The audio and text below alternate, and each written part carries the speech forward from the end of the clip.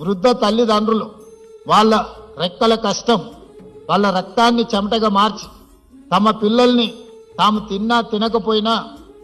రూపాయి రూపాయి కూడబెట్టి వాళ్ళకు ఆస్తులు కానీ విద్యలు కానీ అన్నిటిని అందిస్తే వాళ్ళు వయసు మీద పడ్డప్పుడు కొంతమంది ఆ తల్లిదండ్రులను నిర్లక్ష్యం చేస్తున్నారు. అందుకే ఈరోజు డే కేంద్రాలుగా